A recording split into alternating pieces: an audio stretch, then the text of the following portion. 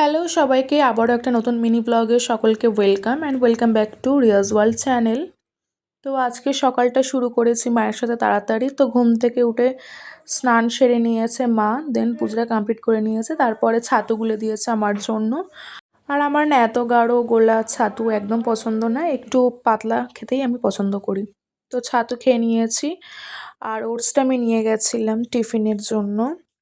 তারপরে মা আজকের গেছিলো একটা বান্ধবীর বাড়িতে, তো তার বাড়িতেই সমস্ত লাঞ্চ করেছে। তার বাড়িতে গিয়েও তার পুজোটা কমপ্লিট করে দিয়েছে, দেন লাঞ্চ করে নিয়েছে। লাঞ্চের জন্য বানিয়েছিল সেই চিকেন কষা, সাথে একটা চচ্চড়ি, উচ্ছে ভাতে দিয়েছিল, সাথে ছিল ঢ্যাঁড়স ভাজা। তো এরকমভাবে সুন্দর করে দুপুরের লাঞ্চটা সবাই মিলে কমপ্লিট করে নিল। তো আমার একটা জায়গায় যে যাওয়ার ছিল সেই জন্য আমি যেতে পারিনি মায়ের সাথে।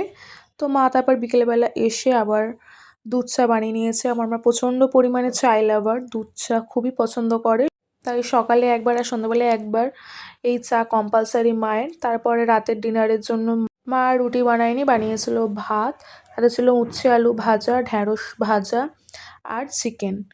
তো সকালবেলা যেহেতু আমি ওটস টিফিনে নিয়ে গেছিলাম আর ছাতু খেয়ে গেছিলাম, তো ভাত খাওয়া হয়নি, সেই জন্য রাত্রে ভাতই খেলাম, আর রুটি বানায়নি মা।